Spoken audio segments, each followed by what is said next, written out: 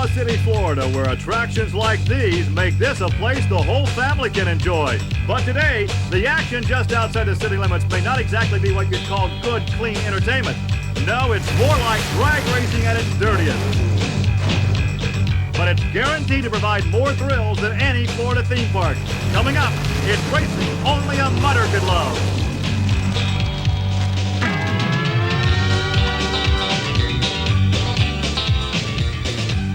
This is Trucks and Tractor Power, featuring the all-stars of NMRO mud racing. Welcome to Trucks and Tractor Power on the Nashville Network. We're in Bayou, Georgia, outside Panama City, Florida, for the National Mud Racing Organization's All-Star Nationals. Hi, everybody. I'm Gary Lee alongside Army Armstrong. There's a certain nomenclature in motorsports, and this weekend we'll talk about the bigger diggers, the super scoopers, and the groundhogs. And Gary, what's unique is all we're talking about when you mention those names are the tires these vehicles are using to put the horsepower to the ground. Gary Lee, how would you like to have a set of these rascals in your sprint car coming off a tacky number 4 corner? You know it's going to work. What we're looking at basically is a tire that started life as a drag racing tire. It was cut down, then they took it to a vulcanizing shop where they vulcanized these paddles on the tire. These are called scoops or paddles, and they can really stick the horsepower to the track. And as you know, Gary Lee, no matter how much horsepower you make, if you can't get it to stick, it's just not going to work for you. And we'll see who gets that horsepower to the mud when we return to Bayou, Georgia.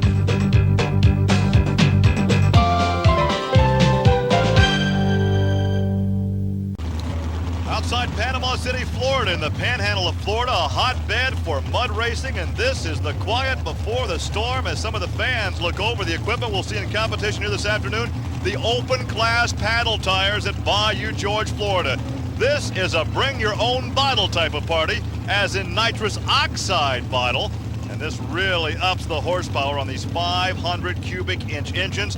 How fast can we get through or over the mud? And Army will have a variety of contraptions challenging the mud, including the Corvette Bad Influence. Our first competitor, Al Stebbins. This is a 1982 Corvette out of Enterprise, Florida. 540 Chevrolet engine using the bigger diggers. Let's see what he can do. You can see how soupy this track is. 3.213. Well, Gary, the first run through the pit, all the drivers were watching. The mud looks good for them. They're able to get up and tippy-toe with the front end of the vehicle. Now watch the replay. The rear tire's really digging in, but the front tire's just skipping like a rock over the mud, and it's a good straight run. That gives everybody something to shoot at. Well, calling up next, the vehicle you can really get muddy because you're right out there in the open. This is Gary Osteen, the Stroll for Gold. It's a Jeep with Chevrolet power. Another veteran from the state of Florida. Time to beat 3.213.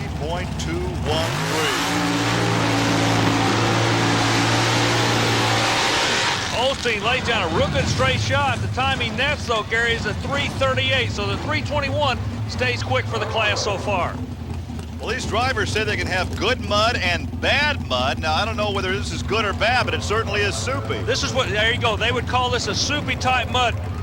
There's not a lot of bulk in there for the tires to get a hold of in the middle of the track, but as long as you can stay up on top, that's the name of the game. The trick is to actually skip over the front of the vehicle, skip the front of the vehicle to the other end of the track.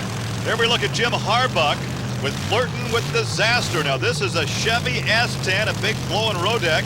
He is the husband of the first lady of mud racing, Paula Harbuck. Whoa. What a great ride. Pulling the feet out of the water, as they used to say in California, picks the front end up and walks a dog on the other end. Look at the time, a 2:87, Gary. 2:87 for Harbuck, but watch him carry the front end. This is the paddle class. His wife, Paula, drives the cut tire class. And right now, he has the lead, 2:87 in Flirting with Disaster. Gary, something really interesting here. The replay comes up. He pulls the front end out of the water. Now, you break an electronic beam on a starting line with the front wheels, but you also break the finish line with it. He picked it up right before the finish line, set it down. Had he broken the beam with the rear wheels, it would not have been that good of a time. Up next, the Nightmare. This is Myron Watson, a 1989 Toyota in name only, a fiberglass body surrounding a 454 aluminum Rodeck engine. He's using these super scoopers. Skims across the mud. Gary, 3.28. one of the things that's amazing to me is how straight they're going through the mud. Now, everybody's going straight so far. If anybody gets in trouble, it'll not only be bad for them, but the man behind them. But look at this vehicle. It goes basically straight. A little bit of weight on the nose he doesn't need, but other than that, that was just a Sunday drive. The problem seems to be really, Gary, when they're trying to shut them down. Here's a youngster protecting the ears from this immense noise that emanates from these huge power plants as we take a look at Glenn Seabold in legal speed.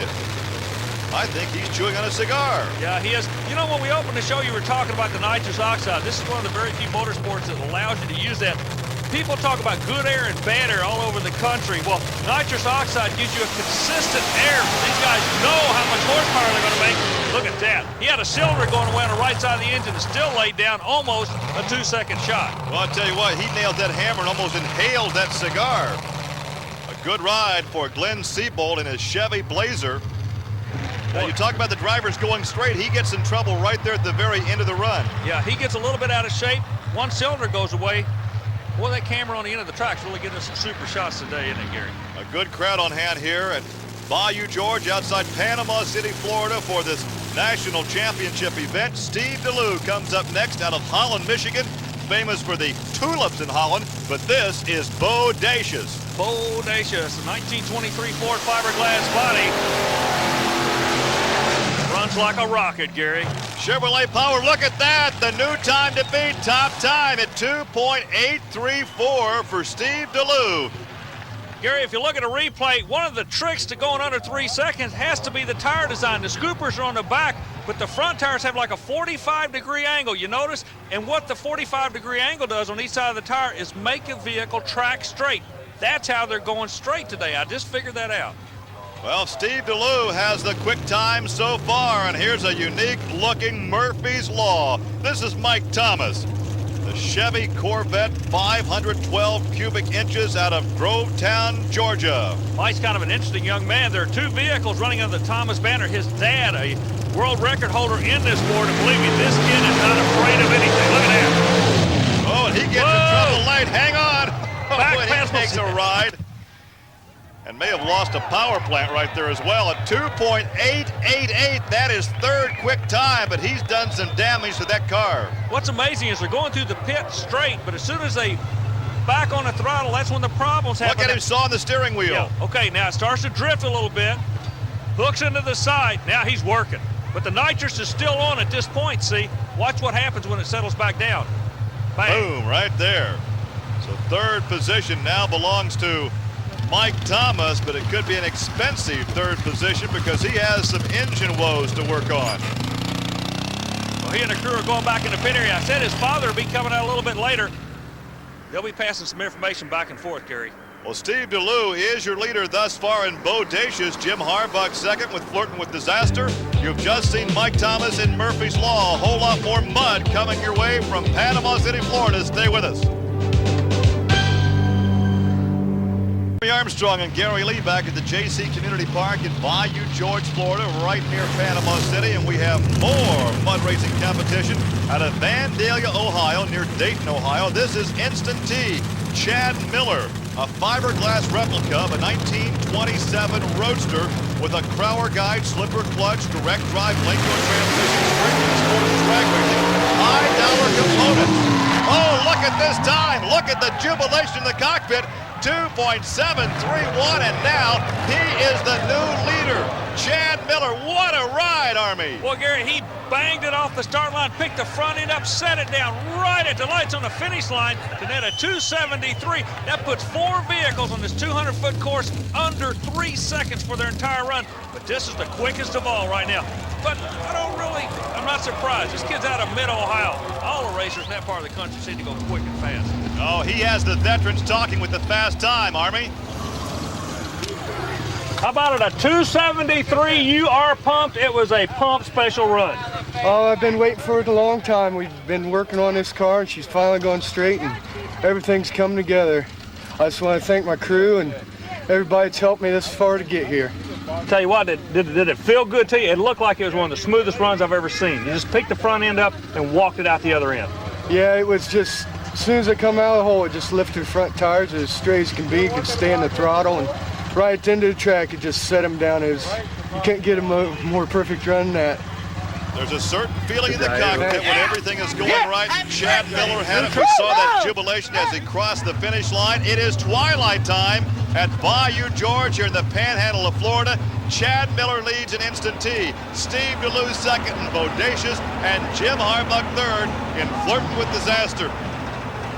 Yeah, but Gary, it's not over. Look who's coming out now. The sun may be going down, but the adrenaline's pumping up. Tater and Ron Pence go to the starting line. Ron Pence has won here in the past in his Chevy Love, the Keith Black Chevy engine. He's using the bigger diggers. Now we can see the starting area starting to get chewed up. He needs to pass at 2.731. Little bit of bobble on the top end of the track. You notice it started moving left to right. Gary, the track might just be going away. Well, a 3.021. Watch for a left to right movement at the finish line. He looks like a hydroplane racing right now. Yeah, he's trying to get up on dancing the plane. Across the mud. Well, he laid down a good shot, but still, if you're going to get in the top four in this game, you got to be under 3 seconds. And the next one coming out, if there's a bad guy in a sport, it's got to be this one right here. Well, this is the father of the father-son racing team, Enos Thomas, in the heartbeat of America. Former national champion. Look at him carry the front end. Well, if you know anything about mud racing, you know the name Enos Thomas, and this guy just showed you why. He does not know what the word fear is all about. He attacks the track, doesn't he, Gary? Close, but no cigar at 2.796, but watch him jump off the line and carry the front end. Picks a button up, the nitrous oxide making all the horsepower he wants. Just a game of hundreds of thousands of a second. Coming right at you, the spray from the starting line as the starting line is getting chewed up, but nice soupy mud. He climbs across that, trips the light at 2.796. Enos Thomas laid down a great shot, but looking on the starting line, you see a blue helmet and a stogie. What does that tell you? I think he's been here before. Indeed, that is Glenn Seabolt. He actually has 2 vehicles in this competition. This is the Miller American Jeep with Chevy power, 3.284. That cigar gets a workout. You know, you made mention just a second ago about the starting line. You're right, the starting line's starting to go away. They're coming out a little bit crooked. In the middle, they're going straight, but watch the drivers' heads. They're starting to get whipped back and forth. That's an indication that the chassis is getting tossed around. It may look straight, but believe me, these guys have got their hands full, don't they? The man in the black helmet out of Panama City, the local hero, Bucky Dillard. This is Rattler 2, a 427 cubic inch Chevrolet. Everybody talks about Bucky. Let's see this. Oh, he was. Look at him walk across that mud at 3.006. He was virtually on the edge of being out of control. That's what you call running on the flirting with disaster there, running on the edge of the envelope, whatever you want to call it, but that's got to be the wildest 200 feet he's ever taken a ride in his life. He's still fighting on the 200 feet past the finish line. He was still fighting for control, Gary. Well, here's a man who has been upside down in the mud here at Bayou, George. This is Tom Marsh in the Intruder. It is a Jeep with the big row deck. He's using the bigger diggers, and these diggers have really hooked up this evening. He nailed the hammer, almost brings it over backwards. He did a wheelie bar on that one. Boy, but Gary, he back in the throttle, still goes under 4 seconds, a 384. That was a situation, had he not gotten back in the throttle, he would have gone over. That woke the fans up here at Bayou, George. Look at this. He's in the throttle, has to back out of the throttle. Have you ever seen the undercarriage of a mud racer like that before? And then instantly, as soon as he sets the front end down, back into the throttle again and powers it out the back door. In hydroplane racing, they would call it a blowover. He almost went over backwards. An incredible ride. That has to get the pulse rate up. Armin, you're down there with Tom. Well, the rocket launch in Florida is not supposed to take place for a couple more days, but you were flat looking straight at Mother Nature there. Yes, sir. I was looking straight at the moon. Okay, what causes that? Well, it's hooking up a little tight, and I changed the gear, and I must have went too steep with the gear. Yeah, but you stayed in it. You know, it went up, settled, and then you went right back after it. Well, I didn't want it to come slamming down, and I didn't want to hurt my time too bad, so I wanted to get back on and try to salvage something. A true racer, always trying to salvage whatever he can. Here's Scott Cluxon, another local favorite from here in Panama City, and the Rattler 1. You know, Gary, Tom Marsh a moment ago just won a 384, but he broke the top end timers with his rear tires. He'd have been right in this program had he got the front end down. Scott Cluxon with the bare essentials, a frame, an engine, and some sheet metal turns into 3.417. He's one of the members of the James Head Rattler racing team, which is based in Panama City. Gary, you notice when Scott comes out of the pit how he has to wing the throttle right here to get the vehicle straightened back up? Well, here comes George Gregory, the new breed, perhaps the most expensive and unique racing machine in this sport. We have heard some estimates that this machine may have cost him $75,000. I wouldn't doubt it one bit. One of the reasons, he runs one of the Jerry Janke prepared big block Chevy engines out of Texas. Janke doesn't come cheap. 2.89 for a good run, but not quite fast enough. A 1927 Mercedes-Benz grill. He's the former indoor champion, and as you indicated, he's running that big 496 Jerry Janke engine. And some of the race fans have a real unique vantage point. Climb up on top of the school bus, enjoy the action from Bayou George. We're still chasing Chad. Stay with us. No mud on this track. Go-kart racing on the Miracle Strip in Panama City, but we have plenty of mud at the Bayou George Community Park for the NMRO All-Star National event. Once again, Chad Miller, that sizzling run in the Instant T at 2.731 leads it.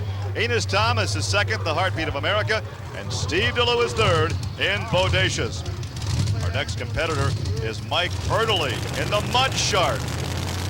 Gary, Mike's been around this sport. If there's an old pro in this sport, it's got to be Mike. He's won national championships before.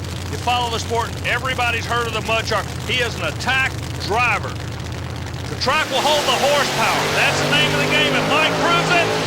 A very, very fast run. Look at that. He is second fast at 2.770. A good run for Mike Erdely in the Mud Shark, a 1964 fiberglass Corvette funny car. What's amazing, the starting line, these fellas are having to read the line, and you notice the track is starting to get a little bit thicker. Okay, it's not as much water. They're getting more dirt into it. As you can see, grooves out in front of the car. Mike is lining up trying to get into grooves. He comes out, settles in it, now just pushes it through the other end. He rides out the 2.770, good enough for second on the overall list. Sean Simmons in True Grit comes up next. Gary, what kind of chassis is that? I would say just a home-built tube frame. Oh, really? It looks to me like it's a modified sprint car, maybe an older style sprint car chassis. It certainly has the horsepower with that 454 Chevrolet. It looks like a sprint car chassis on the big end. Bucking down through that finish line at 3.289. Looks like he was hooked up against the cushion there. He's a bit out of control right here. Looks like he had to back out of the throttle right there before he goes out of bounds. The track looks like it's starting to get heavy. If you look down the track, every now and then you can see little ruts starting to develop. Now, this 23 Ford coming out now. You talk about a beauty, Gary. This is Rick Keel out of Holland, Michigan, Destroyer 3. This is a former NMRO record holder. Look at the air as he carries the front end to a 2.969. Goes a 296 and had to back pedal at mid-track right here, backs pedal. Then he dumps into the throttle and comes across the track. So he went a greater distance in that run at 2.969. Wayne Schott up next, the untouchable. This is a rail funny car with a big Keith Black engine. The chassis on this one was built in California by one of the late model super modified chassis builders out there. The chassis works for this sport too. 280. 2.800. You know, it's amazing as we look at the replay, the amount of, these guys are getting high dollar equipment, high dollar chassis, and to go 200 feet from a dead stop in under 3 seconds, that's phenomenal. Leaving that starting line must be like just getting slung out of a rocket or something, Gary. Well, they're on the ragged edge all the way through, and now we are ready for our final competitor. Wes Newman in the Need for Speed, an 88 Jeep funny car, has a 350 small block, one of the smaller engines that we have seen here in competition this weekend. Yeah, but the smaller engine means less weight. Look at this. Oh, and he's out of bounds. He's disqualified, gets back on the throttle, goes across the track, and almost gets it upside down. The NMRO officials will disqualify, but he got a good ride. He's going to be smiling all night long tonight. Let's take a look again. See, the small block lets him run a lot lighter weight. And when he left the starting line, it just hooked on him. Kind of like a bull coming out of a starting chute. It just went where it wanted to go. So Chad Miller takes the victory, the Instant T at 2.731. Then Mike Erdely in his Corvette funny car, the Mud Shark, and Enos Thomas in the Heartbeat of America. Here's your champion. Boy, what a difference a few days to make. The last time we saw Chad run at this particular facility, you were on your head, but tonight you were on your toes. Congratulations on a great win. And we also understand it's your birthday. Congratulations there too, Chad.